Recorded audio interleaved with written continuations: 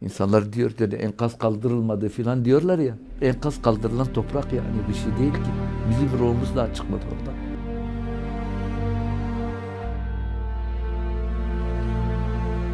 Çok çok üzgünüm.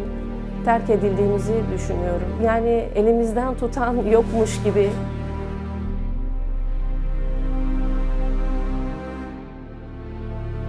İnsan olarak çok üzülüyorum. Bir insanlığın bunu hak etmediğini düşünüyorum.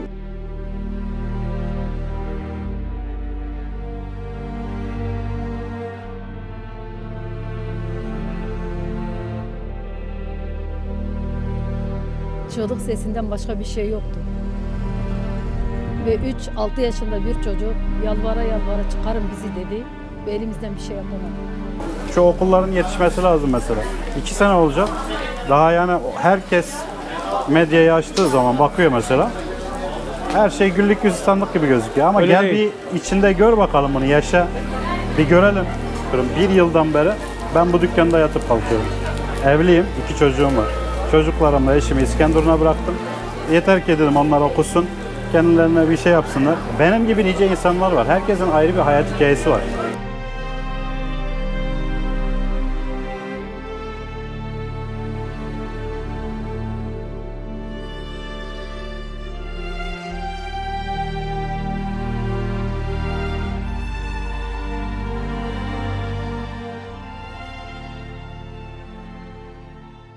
Bana böyle birisi soruyor.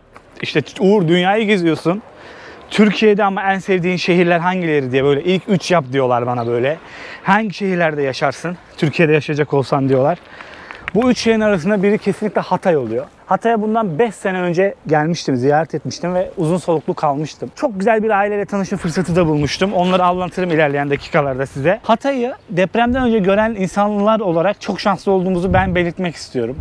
Hatay gerçekten şu anda kocaman bir şantiye gibi. Yani her yerde çalışma, her yerde inşaat, her yerde vinçler, dozerler, her yerde işçiler. İnanılmaz bir hal almış Hatay şu anda. Depremin üstünden 1,5 sene geçmiş olmasına rağmen Temmuz ayındayız. Bundan 2 ay sonra 1,5 sene geçmiş olacak depremden. Hatay'ın size şu anki durumunu, Hatay'da insanlar şu an nasıl yaşıyor, neler yapıyor göstermek istiyorum.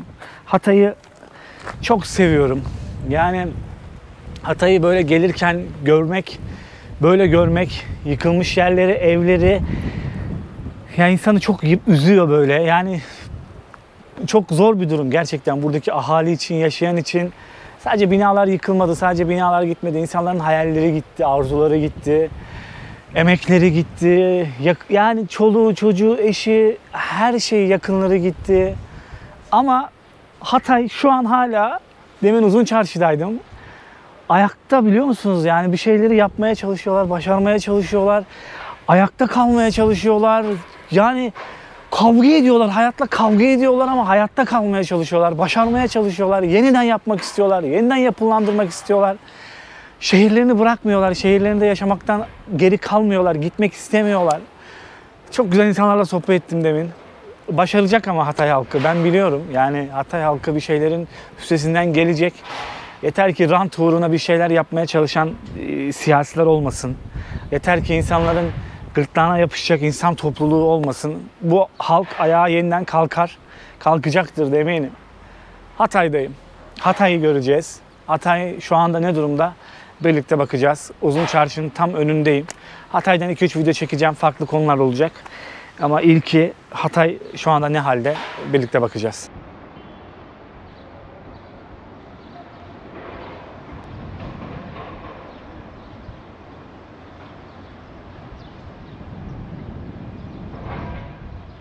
Hemen şu arka kısım Hatay'ın ana merkezi, Uzun Çarşı diye bulunan bir çarşı, pazar.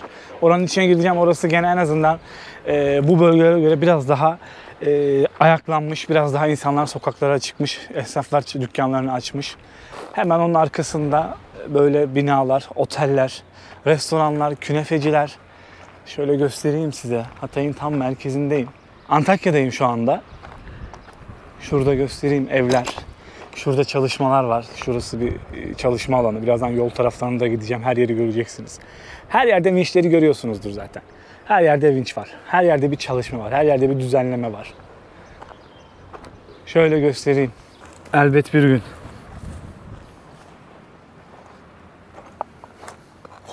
Baksanıza. Harabe olmuş her yer. Paramparça olmuş, yıkılmış. Yerle bir olmuş. Ama elbet bir gün gerçekten yeniden yeşerecek her yer. Baksanıza.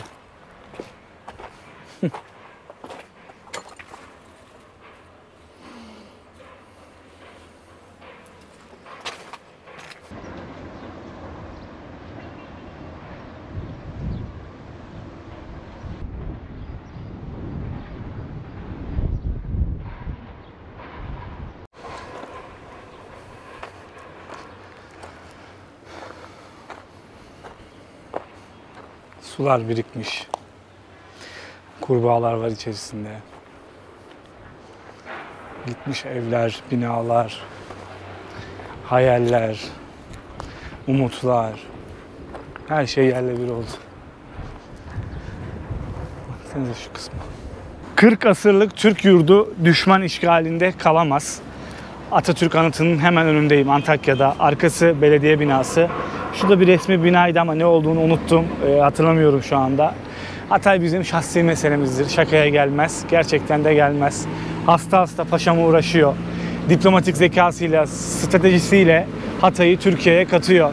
Ama paşam 1938'de vefat ediyor biliyorsunuz, 10 Kasım. 1939'da Türkiye'nin oluyor Hatay, Türkiye'ye katılıyor. Paşam sağlığında göremiyor Hatay'ın Türkiye'ye katıldığını. Anıtın önüne gelip bunu da size ufak bir bahsetmek istedim. Biraz daha yürüyelim, dolaşalım, Hatay'ın sokaklarına bakalım.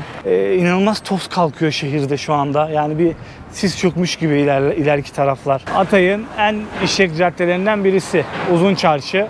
Arka taraflar Saray Caddesi, öyle hatırlıyorum. Yıkılmış evler, binalar. Gene atıkları, böyle molozları toplamışlar ama toplanmayan bir sürü de moloz var hala. Şu yakında bunu yüksek ihtimal yıkacaklar. Restore olacağını düşünmüyorum bunu. Şöyle bir bina. İçi paramparça olmuş. Yani bunu da yıkarlar yüksek ihtimal. Hep her yerde bir inşaat sesi. Her yerde bir inşaat sesi var. Her yerde bir dozer sesi var. Her yerde vurma kırma sesleri var.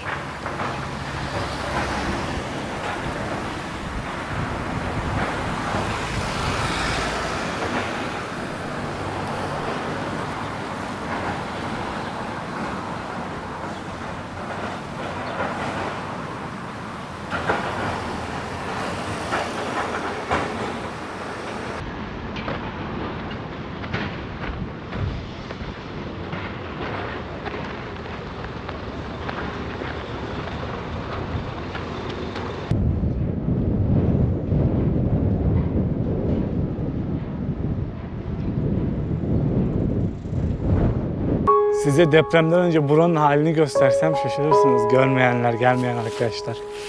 Saray Caddesi burası.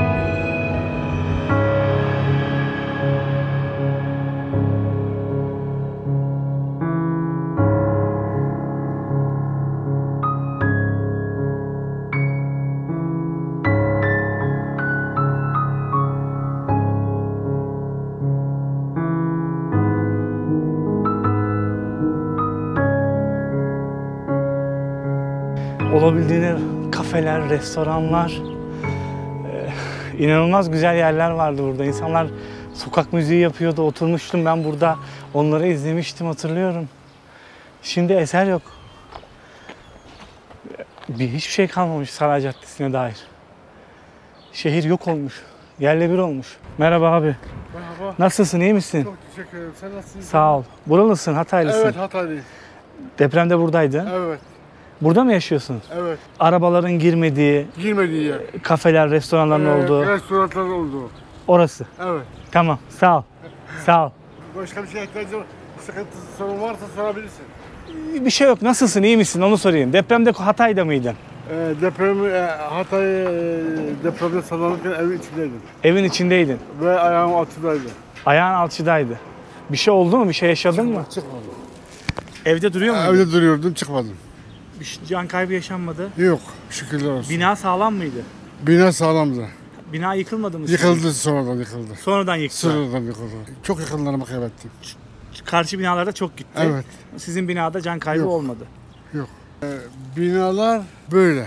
Yani bu bina bunun üstüne düştü, bu bina bunun üstüne düştü ve gitti. Öyle gitti. Evet.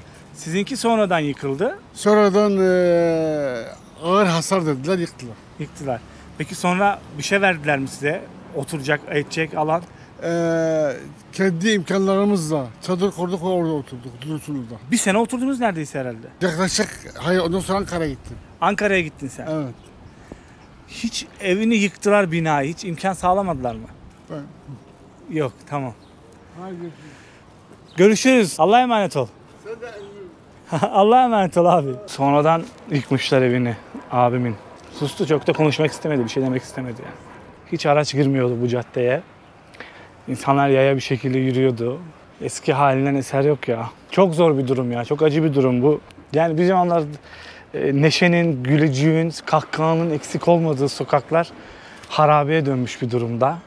Kendini sessizliğe bırakmış, her yer gitmiş. Ya buraların hepsi kafeydi, restorandı gerçekten. Mahvolmuş, Saray Caddesi diye bir yer kalmamış. Antakya diye, Hatay diye bir yer kalmamış. Birçok yer gitmiş. Ayaklanmaya çalışıyor ama halk. Yani öyle gelip gördünüz mü bilmiyorum ama baksanıza.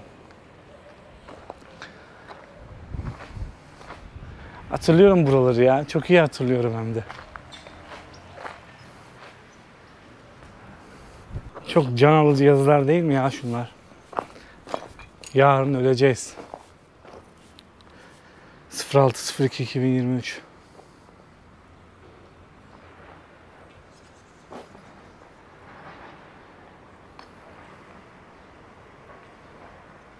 İşte biz o gün tükendik. 06.02.2023.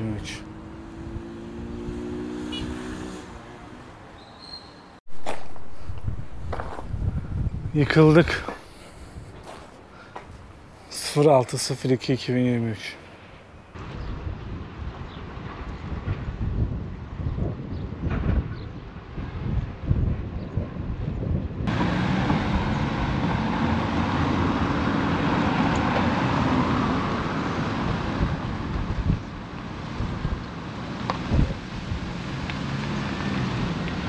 Az hasarlı, yıkılmayacak diye yazmışlar. Kepenk'in üstüne. Şu ev. Şu bina. Bu da az hasarlı. Çarşı burası. Hatay'ın en eski yerlerinden biri. Burada hayat en azından biraz daha hareketli, biraz daha toparlanmış esnaf. Tezgahları açmışlar, satışlarını yapıyorlar. Bu da taşınacakmış bir bölgeye. Birazdan gösteririm orayı nereye taşınacağını. Çarşıyı da bir göstereyim size. Burada çok meşhur bir künefeci vardı. Çınaraltı künefe. Orada bir künefe de yiyelim, deneyelim, tadalım. Açmış insanlar dükkanlarını. Para kazanmak zorunda herkes. Hayat devam ediyor. Kimse kimsenin cebine al şu 5 lirayı da bugün çalışma demiyor. Çalışmak zorunda herkes, ekmek parası. Bakmakla zorunlu oldukları aileleri var. Çolukları, çocukları var. Şurayı da göstereyim size. Kapatmışlar önünü ama. Hemen pazarın yanı. Dükkanlar da tadilat görmüş tabii. Bayağı hasar görmüşler. Yıkılan dükkanlar da çok var. Tadilat görmüş. Sıva yapmışlar. Açmışlar dükkanlarını insanlar. Çalışmak için. Bugün şurada çok güzel bir kahvaltı yaptım. Göstereceğim size. Bakla humus mu yedim ben? Bakla evet. Ezilmiş. Ezilmiş. Ezilmiş bakla. İçerisinde tahin, sarımsak, kimyon, zeytinyağı, limon hepsi harmanlıyoruz tokmak ezilip. Hatay'a özgü bir yemek mi o? Normalde Arap yemeği. Arap yemeği. Evet. Ama bunu Hatay'a getiren bizim dedelerimiz. Ben Suriye'de böyle bir şeydim ya sanki. İşte o Ama- taneli olan o beyaz gördün değil mi? Dediğin. Tam hatırlayamıyorum abi, yalan konuşmuyorum ama. Baklanın haşlanmışı şöyle fasulye. Evet, evet, sanırım öyleydi. Kahverengi. Ha evet. Orada kimyon, pul biber, isterseniz pul biber, limonu, yağı döküyorlar. Öyle yiyorsunuz. Kahvaltıda mı yeniliyor? Orada sürekli yiyor. Burada. Genelde kahvaltı mı? Her saat. Kahvaltıda yenir, bak öğlen yenir, akşam yenir. Akşam burada yiyip evine alıp gidenler var, orada da yiyorlar. Yani burada yiyor adam ekstradan Evde de kalıyor, evde de yiyor. Ama çok lezzetliydi ya. Aynen. Ama yağınızdan bence. Yağınız çok iyiydi. Yağımız da güzel, malzemelerimiz kaliteli. Kaliteli. Elinize Her sağlık şey abi. sadece yağ değil, hepsi. Bir şeyi merak ediyorum. Uzun çarşı taşınacak diyorlar. Şimdi taşıma yapılıyor aslında, Koyuncular Çarşısı'ndan başladılar. Dikkat O ettiyseniz dışına alıyorlar herhalde. aşağıda yıkılmış bölgelere yeni çarşılar kuruluyor. Ha, gördüm onları da burayla Taşınıyorlar şimdi. aynı Malzemeler taşınmaya başladı. aynı havayı korumaz gibi ya. Hiç Değil, evet. ya öyle garip bir şey yapmışlar çünkü oraya yani. Çarşı gibi olmaz. Yani. Olmaz. Siz depremden sonra ne zaman sonra açtınız abi? Burası bir yıldan fazla kapalı kaldı. Bir yıldan fazla kapalı. Yeni açtınız o zaman. Şuradaki binamız, komşunun binası biraz tehlikeliydi. Ha, şuradaki Yani şu. şöyle duruyordu bina, yan yatmıştı ama Aha. yıkılmamıştı. Onun yıkılmasını bekledik. O yapıldı, biz açtık. Daha yeni açtık yani, 5 ay falan oldu. 5 ay oldu. Bir sene ekmek kazanmadık yani. Böyle bir sene para başka gelmedi. bir yerde bir baraka gibi bir yer yaptık. Orada çalıştık. Orada idare ettik. Orada idare ettik. Kurduk. Şimdi buradayız tekrardan. Burası 68'den beri kurulu gibi. Adı ne? Çayırcı. Çayırcı. Ben ilk çayırcıyı gördüm. Çayırcı dürüm mü dedim, ne dedim sonra Dürüm yok bizde. Tamam. Bizdeki tahal limonu, bitkisel. bitkisel. Abi şu an her şey yolunda. Çok Çok şükür. Evet. Oturtuyoruz yavaş yavaş ama tekrar çarşı yapmaya başlıyorlar işte. Oraya alacaklar ha. Evet. Ama aynı havayı vermeyecek. Vermez. Ben gördüm orayı. Çınar havası. Vermez. Her şey.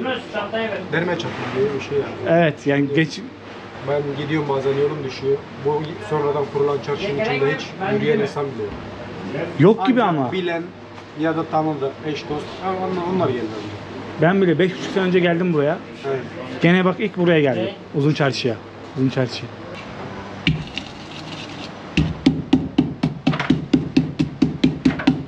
Ezdikten sonra iyice baklamızı ilave ediyoruz. Normalde bu baklayı biz hamamlarda pişiriyorduk. Hamamlarda. Hamamların külhanında, ateş yanan yerinde.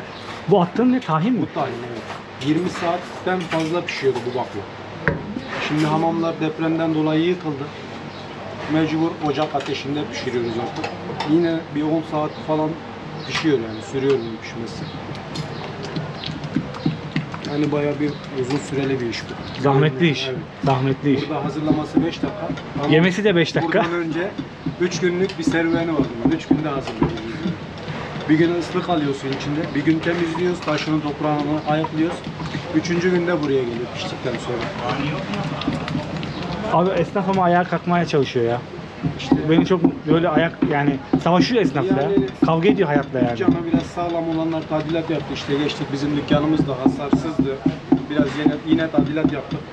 Kırılan dökülen yerleri vardı. Ama tekrardan bir yıkım başlayacak. Yeni yerimiz neresi olur artık Allah bilir. Allah bilir. Yıkılana kadar buradayız. Bakacağız. Bunu Sonra böyle iyice yağ mı ilave ediyor? yağ ekleyeceğim. Şimdi bunu iyice dövdükten sonra kimyon ekleyeceğim. Şuradan kimyonumuz, pul biberimiz, maydanozumuzu ekliyorum. Biraz limon ekliyorum. İçine kattım dövmeden önce. Üzerine de katıyorum. Bol yağlı. Bu şekilde hazır. Fiyatını da söyleyelim. 80 lira. lira şu anda, evet. Çok iyi. Şu anki Afiyet ekonomide olsun. çok iyi. Teşekkür ederim. Abi eline sağlık. Sabah gelir gelmez bu baklayı yedim ben de. O kadar lezzetli, o kadar lezzetli ki anlatamam size yani. Yani yağı çok iyiydi. O yüzden çok lezzetli gelmişti bana. Çok sevdim yani. Yavaş yavaş bu çarşıyı da taşıyorlarmış. İşte taşıdıkları yeri ben size göstereceğim birazdan nereye taşıdıklarını. Bu aynı havayı vermez. Yani şu atmosferi orası yaratmaz eminim. Göstereceğim birazdan, anlayacaksınız ne demek istediğimi. Bu kuyumcuları yavaş yavaş yıkmaya başlamışlar. Oraya doğru almaya başlamışlar. Yavaş yavaş esnaflar herhalde taşıyorlar oraya. Bu neymiş?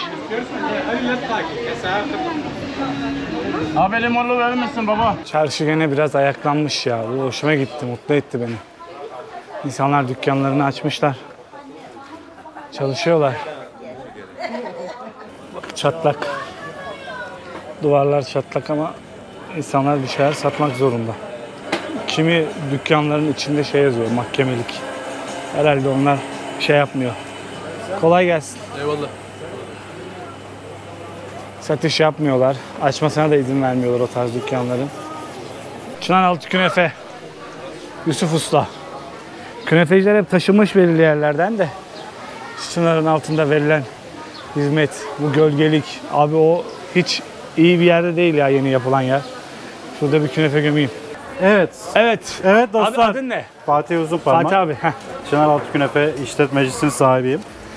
Çok söylediler, çok duydum.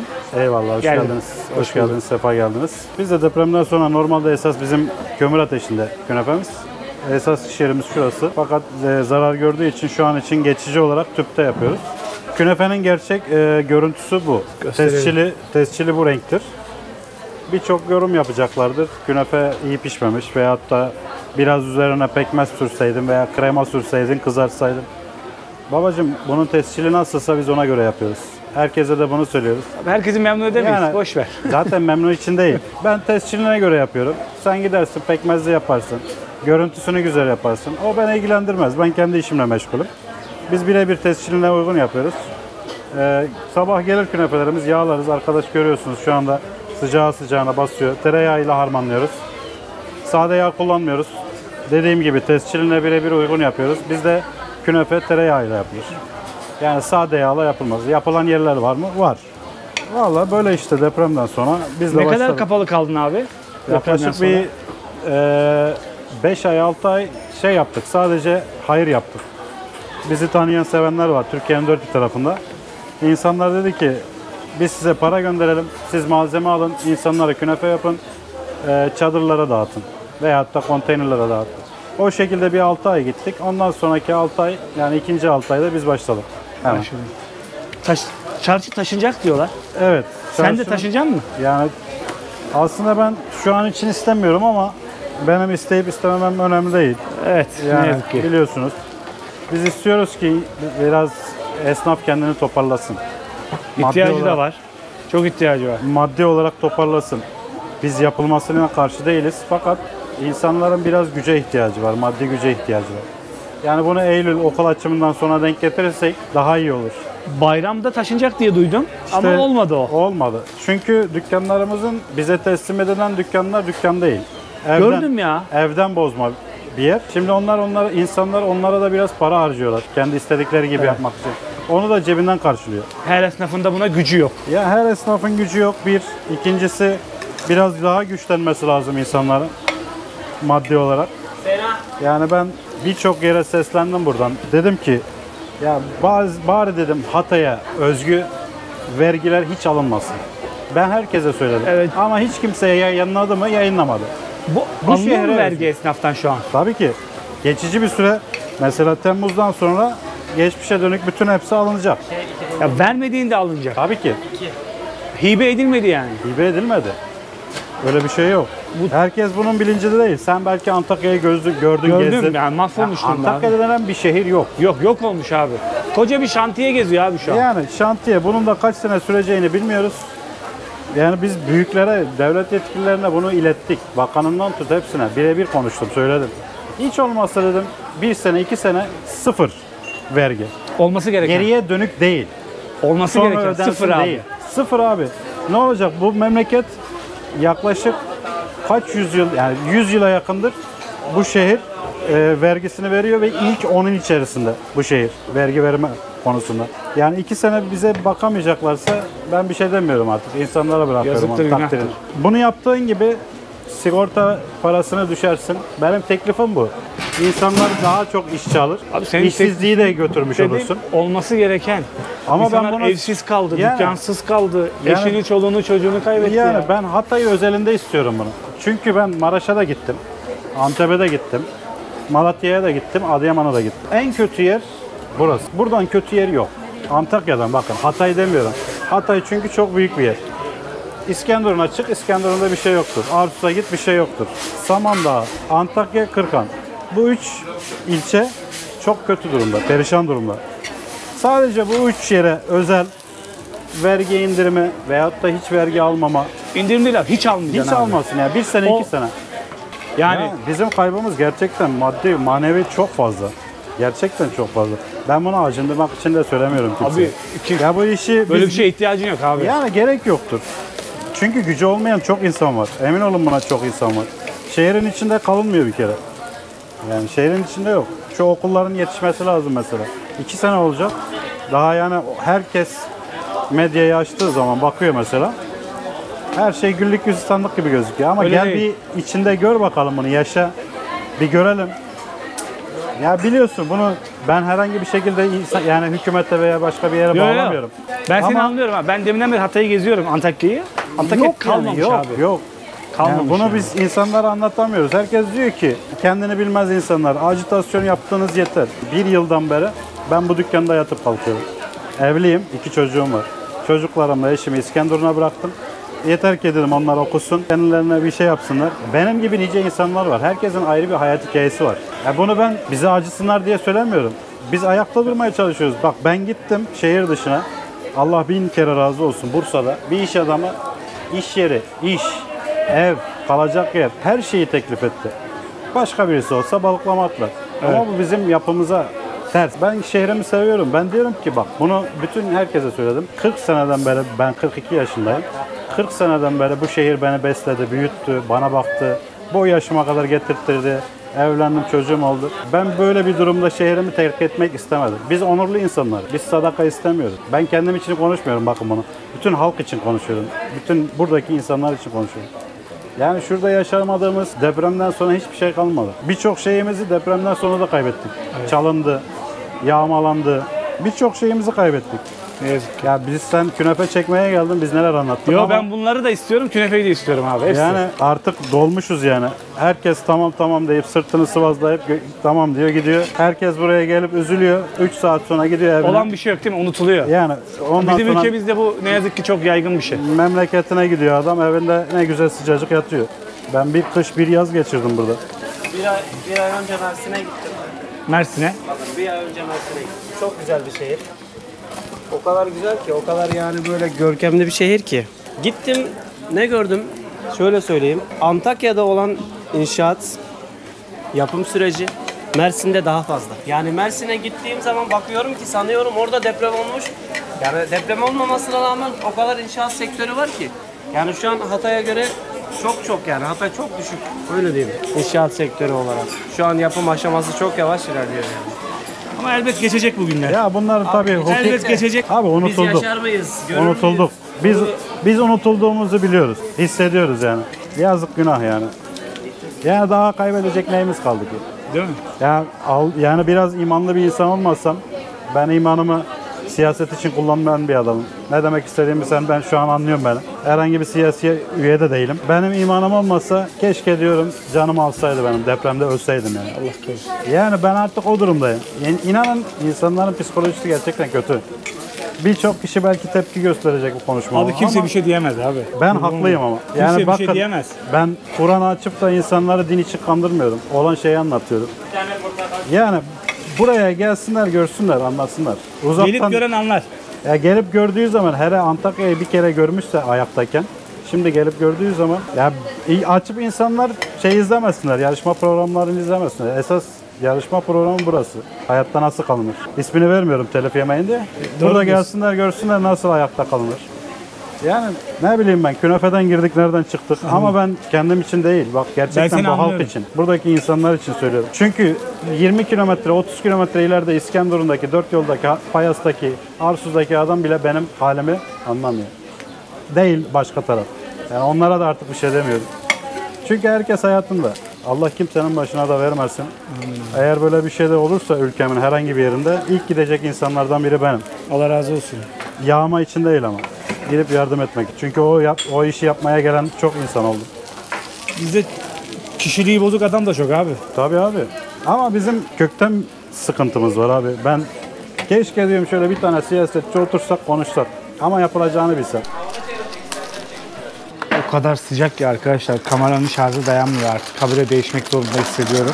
Yani kapanıyor, değişiyorum. Bir anda yarıda kesildi konuşma ama abimin ağzına sağlık. Sohbet muhabbet ettik. Künefe yiyorum. Çınar altı künefe Yusuf Usta. Şöyle dondurmalı. Göstereyim size. Bol fıstıklı. Sade değil de fıstıklı aldım. Özledim Hatay künefeyi. Tereyağıyla yapıyorlar. Çok sıcak, çok terledim.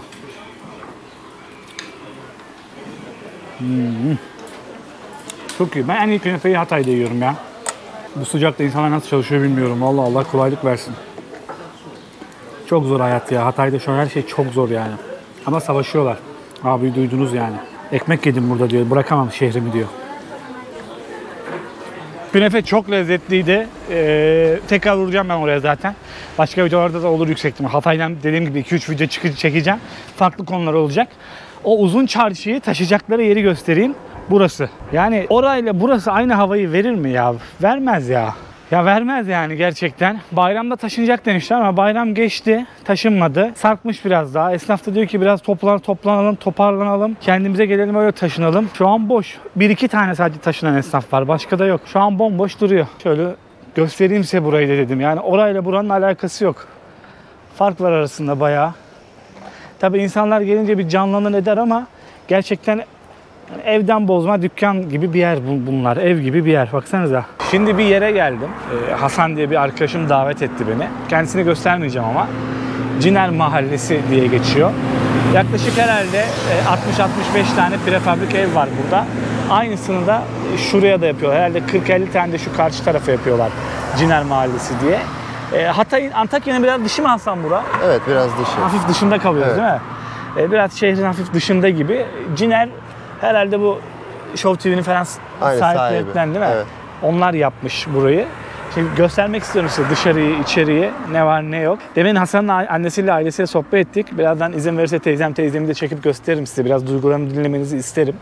62 herhalde. 61-62 tane konteyner var. Burada yaşayan aileler kira vermiyormuş bu şeylere, prefabriklere. Ama herhangi bir kira yardımı da almıyorlarmış. Genellikle hatta %100 mü? Evet, Ailesinde evet. ya engelli olan Ya ya engelli da var ya da bir depremde bir kaybı var. Birinci dereceye kaybı var. Onlara verilmiş bu evler.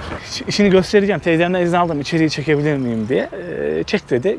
İçinde göstereceğim size. Şu muydu sizin Hasan? Evet, burası. Burasıydı. Hep komşu olmuş. Hepsi dolu mu? Hepsi dolu. Hepsinde Zaten insan var, hemen değil mi? doldu. Evet. Tabii doğal olarak evsiz kaldı herkes. Şöyle bir bahçesi var. Kaç oda var Hasan? 2 oda var ama buralar bundan daha büyük. Ha, daha büyükleri de var. Ha, anladım. En küçüğü burası. Değişiyor. Yani yok, onlar hep aynı, bu küçük. Bu küçüğü. Evet. Ha, biraz daha En küçük. başlayayım. Bu ne yemeği dersen bu, öğlen, akşam. Misafir Bu- yemeği. Bu benim için mi yaptınız yoksa sadece? Hayır. Yok bizde. Saat olarak Akşam erken yemeği. yediğimizi ifade etmek Normalde daha mı istiyor. geç akşam yemekleri? Bülent Bey diyalizden dolayı çok acıkmıyor. Çok acıktım. Diyalize gidiyor. Bugün diyalizi Bakın olmadı. bahçemizin burada. Bu bahçe burada mı? Evet biz. Bahçe mi var burada? İşte Yan taraflara ekiliyor. Ha, bakacağım şimdi. bahçemiz bu minnacık. Gel bakalım Emir Bey. Emir Paşa. Evet, hadi. Kebabı. Hadi abicim hadi. Acıkmadın mı? Her şeyi yedim Hatay'da bu seyahatimde. Evet. Tepsi kebabı yemedim. Bu akşam yesem mi diyorum bak. Yok, şaka yapmıyorum. Demek Samandağ'dayken ki- içime doğdu. Demek ki bizdeymiş. Kısmet. Evet, Benim kısmetim elimden sanaymış. yiyecek. Elinize kolunuza sağlık. Afiyet Vallahi olsun. billahi. Afiyet olsun. Emir'cim gelir misin? Ya Allah esirgesin. Allah yuvanızda dinlendirsin hepinizi de yavrum. Sizin bina, o deprem zamanı oturduğunuz bina herhalde bir anda ilk yıkılmadı. Bir anda yıkılmadı. İşte duvarların hepsi çok. Acil yıkım kararı çıktı. Biz 2. kattaydık. Tüm duvarlar patladı. Yani başımızı deprem bittiğinde başımızı kaldırdığımızda iç duvar diye bir şey yok. Petekler dışarıya sarkmış, perdeler dışarıdaydı. Ve dışarıda çığlıklar var. Sonradan yıktılar herhalde orayı değil mi? İlk 1. ayında yıkıldı. Siz Yıktı o mı? süre nerede kaldınız abla? Biz Ya eşte dosta falan mı? 1,5 gün dışarıdaydık. Eşim diyaliz hastası olduğu için yani pazartesi geçti, 4 gün olmuştu, diyalize geçmemişti. Kardeşi geldi, bizi Ankara'ya, görümcem Geçtiniz. Ankara'da. Oraya geçici olarak geçtik. Orada 2 gün diyalize geçirdik. O esnada oğlum Rize'den kalktı, geldi bizi aldı. Rize'ye gittiniz. Rize'ye. Rize'de 6-7 ay mı? 7 ay, 6,5 ay kadar kaldık. Sonra direkt ilk Hatay'a geldiğinizde ilk girdiğiniz ev bura mı? Evet. Bu prefabrikler değil mi? Evet. İlk buraya geçtim. Buradaydınız. Benim büyük oğlum teslim aldı. Biz diş tedavisi yaptırıyorduk babaya Rize'de. Hemen gelemedik. Yani ismi çıktı falan. Tedavisini bitirip öyle geldik. O esnada da oğlum teslim aldı. Geldi buraya getirdi. He. Şeymiş herhalde burada değil mi? Herhalde sadece bir vefatı, bir yakınını kaybettiyse ve Evet. evde bir engelli birey varsa oranı yüksek olanlara, çıkmış, uzuv kaybı olanlara vermişler. Yani onlara veriliyor. Zaten bütün komşularımız hepsi yaralı insan. Hepsi Hatay yaralı. Hatay'ımız çok yaralı. Evet. Umarım sahip çıkılır. Umarım. Yani aradan 1,5 yıl geçmesine rağmen Hatay'da çok şey değişti zannediyorlar. Hala herkes konut sorunu yaşıyor. Herkes 21 metrekarenin içerisinde. Belki ben Hatay'da şanslı insanlardan biriyim. 60 metrekarede oturuyorum. Konteynerlerle doluydu. Yani. Bir de bir konteyner kentte nereden baksan en az 100 konteyner var gibi gördüm. Her yol kenarında gördüm hep. 100 Yani. konteyner, 150 konteyner. Tabii, böyle tabii. gidiyor. Bayağı konteyner vardı. Konteyner yani Hatay'ı terk etmedi. Biz buradayız. Sadece evlerimizin ebatı küçüldü. Yüreğimiz büyüdü ama inşallah yüreği büyük insanlar da gelip bir an evvel İnşallah. bizim Antakya'mızı, Hatay'ımızı ayağa kaldırırlar. Bunu umuyorum ben. İnşallah. Bir şey merak ediyorum. Evet. Burada elektriğe falan para veriyor musunuz? Şu ana kadar vermedik. Elektrik ve su ücretsiz. Ücretsiz. Bundan Ücretsiz. sonraki belli mi? Bilemiyoruz. Hala Saatler hazır. sıkıntı yok. Saatler koyuldu. Saatler var. Alınıp alınmayacağı meçhul. Yani onu bilmiyoruz. Tamam. Kira yok ama sanırım. Kira kira Sizin ödediğiniz ücretimiz yok. Kira yardımı vardı. Kesildi o. Buraya Tamam. alınca. Buraya geçince mi? Konteynere de geçsen kesiliyor, prefabriğe de geçsen kesiliyor. Konteynerdekiler de kira yardımı alamıyor. Tabii onlar da alamıyor. Yani sana bir yerleşim yeri verdiyse kesiliyor. Başını soktuysan bir yere Yani. yardımını kesiyor, anladım. Çadırdakiler? Çadırda çok insan kalmamış gerçi Onlar ama. bireysel yani bence alıyorlardır. Alıyorlar, Yok çadır evet. kalmadı diyebilirim. Ben de Çok, görmüyorum. çadırda çok kalmamış. Yani zaten Hatay'ın yağmuru çok ünlüdür. Rüzgarı çok ünlüdür. Yani bir kış zaten yağmur ve fırtınada kaldı halk. Tabii kışı çok zor geçirdi Biz ilk burası. kışı Rize'deydik. Ondan sonra buraya geldik. Biz bu kışı yaşadık. Sel geçirmedi mi Hatay kaç kere? Sel oldu Hatay'da ya kaç Ve kere. biz yani burada olmamıza rağmen biz paspasla evimizden su ittik. Buraya da Öyle. geldi tabii doğal olarak. Tabii ki. O nedenle şurayı çevirdik. İşte balkon gibi yaptık da su eve girmesin diye. Onu da kendi imkanlarınızla tabii, Tabii ki. yaptınız. Çıkma işte şey buluyorsun, çatı falan onu yaptırıyorsun. Öyle. Sıcak su da geliyor değil mi? Sıcak su termosifon konmuş. Geliyor yani. Termosifon. Var sıcak suyumuz da var Allah'a çok şükür. O bina yıkıldı ya, Evet. yıktılar. Evet. Sizin orada bir daire hakkınız var herhalde. Evet. Bekliyorsunuz. Mülk sahibiyiz. Mülk sahibisiniz. Evet. O izin olunca herhalde orada. Rezerv alanı oldu orası. Hı hı. Yani devlet mi bir şey dikecek oraya? Evet, orası Öyle mi oluyor? rezerv alanı demek o semti komple almış Çevre ve Şehircilik Bakanlığı tarafından yapılacak diye bize E-Devlet üzerinden mesaj geldi. Siz de orada mülk sahibi olduğunuz için bir hakkınız Evet, var şu an. Hakkımız var, Hakkınız. bekliyoruz ama hala toprak. Toprakta Toprak duruyor hala. halinde. Ne zaman olacağı da meçhul tabii. Ya Antakya'nın en büyük sıkıntısı Hataylı'nın. Biz sorularımıza net cevap Değil mi? istiyoruz. Bilinmemezlik değil mi? Evet. Tarih versinler bize. Desinler ki 10 yıl sonra ev beklemeyin. Yani desinler bunu. Ama 10 yıl olduğunu bileyim değil mi? Ama deniliyor 1 yıl sonra, 1,5 yıl sonra.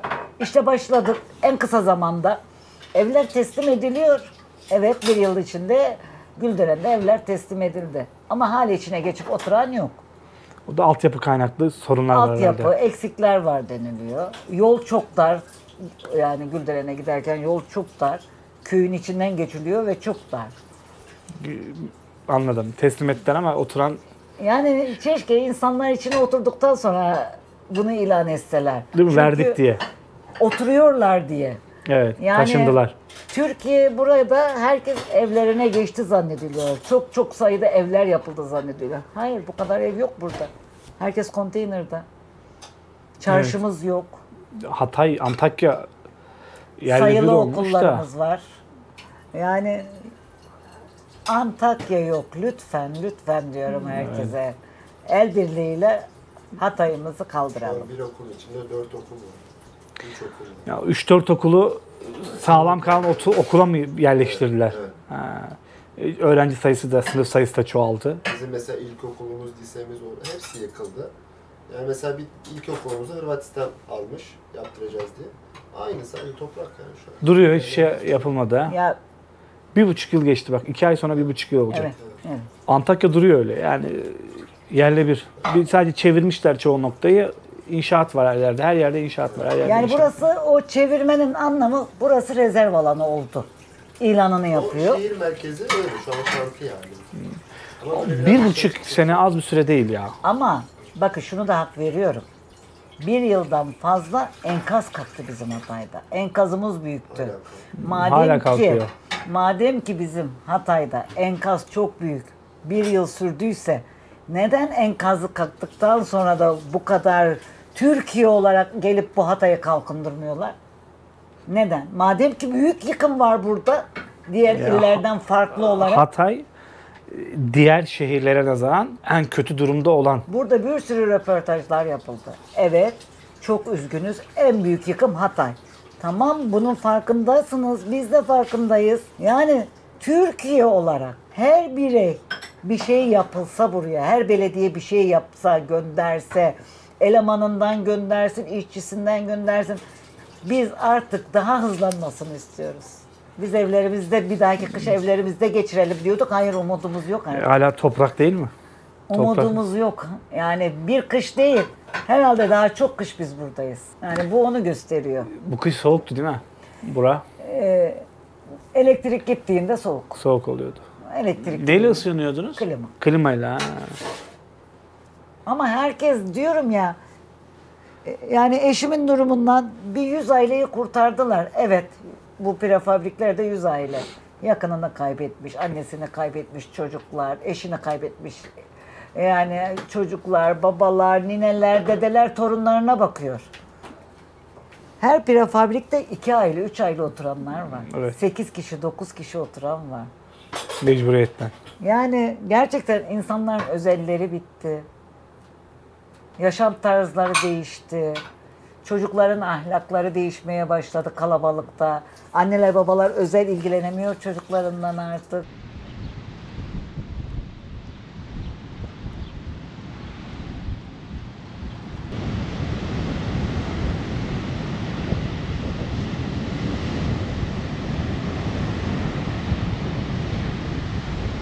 Samandağ'a geldim. Samandağ plajına geldim daha doğrusu. Burası yanlış bilmiyorsam dünyanın en uzun 2. sahili herhalde. Çok büyük bir sahili var Samandağ'ın. Çok da güzel görünüyor dağlar. Allah düşüyorduk. Şu taraf, sonra şu taraf. Şurası Hazreti Hızır'ın türbesi.